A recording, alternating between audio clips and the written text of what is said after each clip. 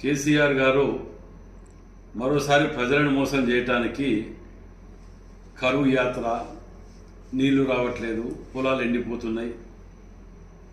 గతంలో కాంగ్రెస్ హయాంలో సంచుల కాడికెళ్ళి సబ్సిడీ ఇచ్చిన ప్రభుత్వం మాది.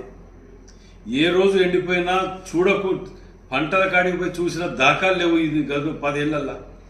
అట్లాంటిది ఇవాళ జనగాం జిల్లా పాలకుర్తికి రావాల్సి వస్తుంది. మరి మీకు అక్కడ గతంలో 90% కంప్లీట్ చేసిన కాలువని 10% కంప్లీట్ చేస్తే ఇలా నీళ్ళు వచ్చేటి. అక్కడ ఆ 90% కంప్లీట్ చేసిన 10% కంప్లీట్ చేస్తే కాంగ్రెస్ పార్టీకి ఏడ పేరు వస్తుందో అని చెప్పి దాన్ని కంప్లీట్ చెయ్యక ఇవాళ ముసలి కన్నీరు కాల్చుకుంటా వచ్చి ప్రజలను మరోసారి మభ్య పెడతానికి వస్తారంటే సిగ్గుసరం అనిపించట్లేదా మీకు? వర్షాలు వల్ల నీళ్లు లేవు.